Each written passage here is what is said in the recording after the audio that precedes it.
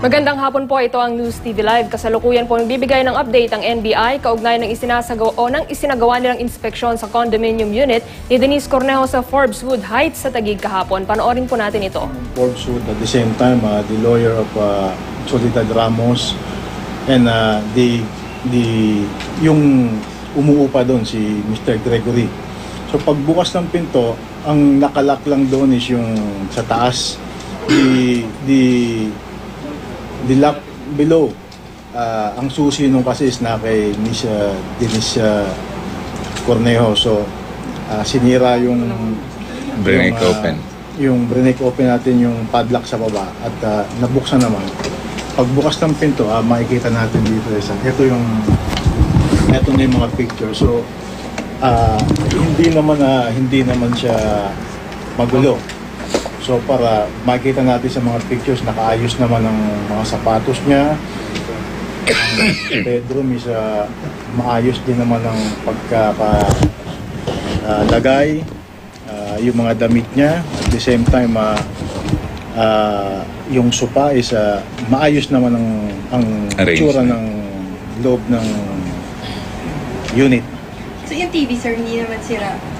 Hindi naman. Nakasabit pa rin siya.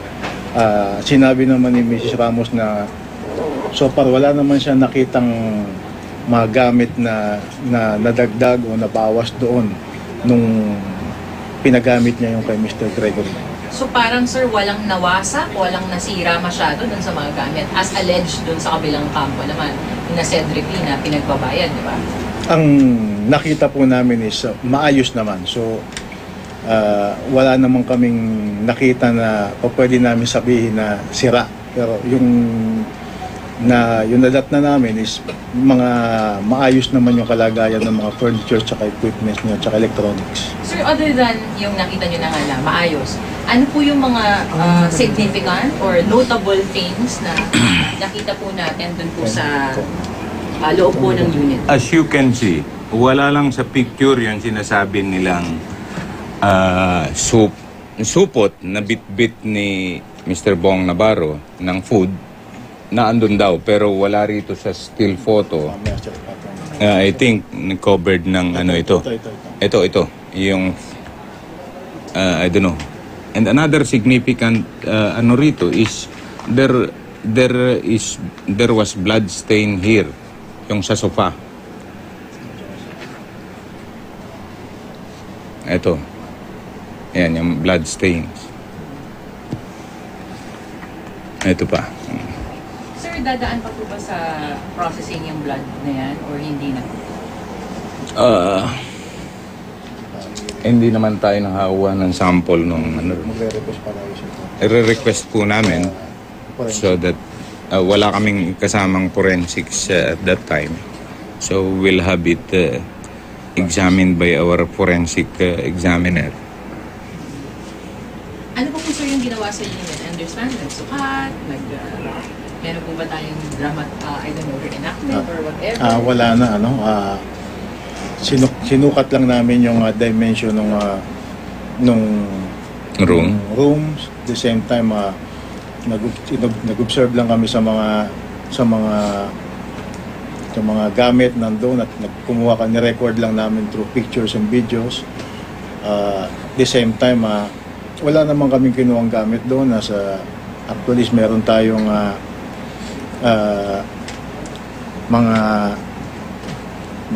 meron tayong pinirmahan ng mga witnesses na wala tayong gamit na kinuha doon, including the admin officer, the security officer, the lawyers of Mrs. Ramos testified na wala namang kinuhang gamit doon. Sinarado uli natin to at isinil natin for baka kung sakaling mag-inspection ng police, at least nakasiluli sila. Sir, ano pong importance nung pagsusukat natin ng dimensions? Ano pong importance nung pag-feel around natin dun sa unit? Siguro i-relate natin ito sa testimony ni Mr. Bong Navarro at tingnan natin kung nag-jive na yung mga accounts niya doon Okay. sa unit na sinasabi Sep, niya kung Sep, may ongoing Gaano press po ba con kalaki kami ngayon. yung unit? Andito ako, nakasalang ako sa camera. Ano po yung dating po niya? Okay. Sumigaw po ba ako? Maririnig ako ng mga kapitbahay? Ano po ang ano natin doon?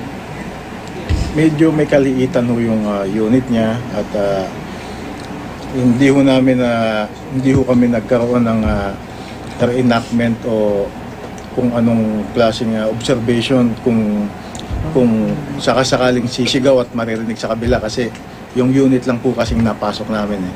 We are not allowed to go inside sa kabilang kwarto at pakinggan kung sakasakali na kung sumigaw man yung sa room na yun is maririnig ng kabila. Wala akong ganon.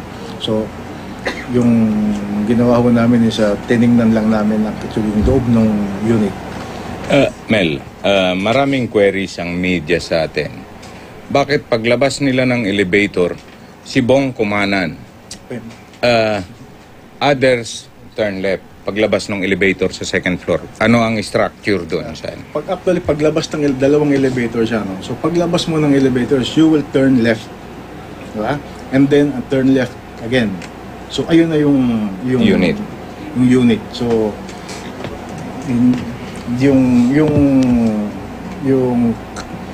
yung makikita natin sa video when Bong Navarro Went out of the elevator. Ang sabi niya is nandoon si Miss Denise Cornejo on the right side of the elevator. So that explains kung bakit siya kumanan. So hindi natin yun ang After that, wala na kasing CCTV, So, yung labas ng elevator. Yun ang allegation, ang sinasabi niya sa statement. Pagbukas is naabutan niya si Miss Denise Cornejo on the right side of the elevator. Sir, doon sa loob po ng unit, kasi sinasabi ni Bong, pagdating niya, may mga tao ng iba. Possible ba na may pagtaguan? Meron pa bang, I don't know, kasi it's a small unit, pwede bang may pagsisiksikan ko ba doon? May pagtataguan ka? I think it's in the statement of Mr. Bong Navarro na when they got in, silang dalawa ni Miss Denise Cornejo, after a while, lumabas si Miss Denise, lumabas yung dalawang mama sa loob ng room ni Miss Denise. Wala pong pinto itong lock, just curtain. So, paglabas, mayroong isa nakatutok na yung baril sa kanya. Sir, So, yun po yung ano. sir, meron kasing sinasabi si Denise Cornejo na, di ba, sinasabi nga niya na nakawan daw yung unit. Tapos hindi daw yun yung first time. Parang she was crying and saying na dati nangyari na rin daw to. May nabanggit po ba si Miss Soledad or ang Malaysia na si Mr. Greg kung nangyari na nga yung panloloob? Kung may ganong incident? Or kahit yung security? We cannot answer that kasi we are focused on this angle only. Have we established kung ano po yung link ni Mr. Greg Binunos and Denise? Mr. Greg is set to submit his affidavit today, this afternoon. We are waiting for his affidavit. So, Initially, sir, wala po siya na-mention. na-mention niya, he met Miss Cornejo in a party. He did not elaborate. Parang sa bar. Ganun. Whether it is bar or what. So, yun yung sabi niya. Kailan niya daw, sir, naman? Early January. December 2013. December 2013 nang ma-meet niya. Bakit daw, sir, niya pinatira na agad sa bahay? Siguro that's another topic that we need to maybe we can go on to the footages of the NBI when they got in. Is it okay with you? I-show namin sa inyo etong ano. So, alin ba? I think sa TV. I-set up na lang natin dito sa, Doon sa TV, para ano? para lahat Makita. Wait, okay na ba tayo? Sir, Speaking mo na. Diyan na lang. Dito na lang. Ito na lang daw. Sa CCTV. Ano, tapusin na natin, sir, yung ano. Okay. Sir, aside from, ano pa po yung nakita natin? I understand may mga medals, may certificates, ano po yung mga yun? Pero I think this is for Denise, Kanya na yan. I think this is it. So, kumbaga na kahit bago pa lang siya doon. Kasi third Yeah, time, you can see Denise Cornejo's certificate of recognition. Sir, pero January 15 siya doon, di ba, unang nag-stay. So, medyo na-set up na rin talaga niya. Kahit, kumbaga, more or less, a week pa lang siya nandun. So, talagang na-personalize na rin niya yung content. I think this January 15 when she got in. Yes, sir. Okay, 17 she arrived night time with Mr. Bong Navarro. So practically 15, 17, 2 days pa lang siya ron. She was accompanied by Mr. Bong Navarro. Sir, pasensya na. Yung, ano po yung conditions nung pagpapatira sa kanya doon ni Greg? Libre ba? May bayad? Ano po? We did not come to that point. Maybe if Mr. Gregory will come this afternoon, you can ask that question to him. So wala po pang link si Greg din with Cedric Lee or... No. According nung nagpunta sila yesterday dito, I asked the same question even to Mrs. Ramos. Hindi niya kilala.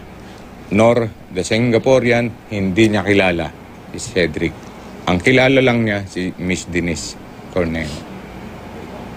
Singaporean sir? Malaysian, I mean. Yeah, sorry for that. Malaysian.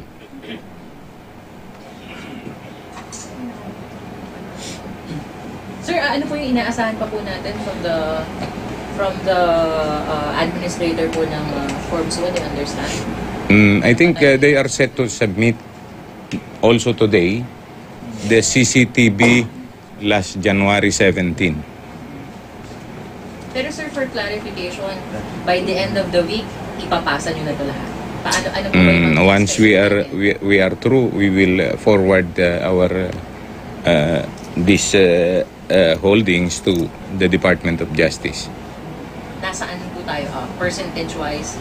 I don't like to give any percentage. Basta kung ano yung holdings namin, we will submit it. It's up for the prosecutors at the DOJ to determine whether our evidence gathered are sufficient to stand in court.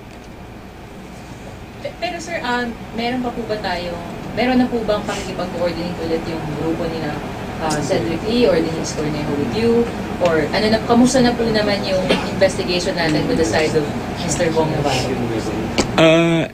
Yesterday, the lawyer of Mr. Cedric and Denise came over. He was asking for a copy nung aming but I told him we prepared 11 copies, each one for the respondents, and he is entitled to it. So I told him, you can ask the Department of Justice because you are entitled for a copy for each of your client. So, At ang inyo pong napapanood ay ang press briefing ng NBI kaugnay ng isinagawa nilang inspeksyon sa condominium unit ni Denise Cornejo sa Forbeswood Heights sa Taguig kahapon. Ayon po sa NBI, batay sa kanilang pagsisiyasat, inabutan daw ng kanilang team na maayos ang itsura ng condo unit ni Cornejo ng kanilang ang inspeksyonin kahapon, taliwas sa aligasyon ng kampo ni Cornejo na di umano ay may mga nasirang gamit sa loob ng unit. Ayon sa NBI, nasa maayos na kalagayan ang mga kasangkapan sa loob ng condo unit at wala rin daw nawawala sa mga gamit bagay na kinumpirma ng may-ari ng condominium unit. Samantala, may mga nakita ring hinihinalang bloodstains o mancha ng dugo sa couch o sofa sa loob ng condominium unit at nakatakda itong ipasuri ng NBI sa kanilang forensic unit. Lumabas din sa inspeksyon ng NBI kahapon na hindi kay Cornejo pinauupahan ni Soledad Ramos ang condo unit kundi sa isang Malaysian national na si Greg Binunus. At hindi rin daw po nagkaroon ng reenactment, hindi rin daw nagsagawa ng reenactment ang NBI sa ginawa nilang inspeksyon kahapon.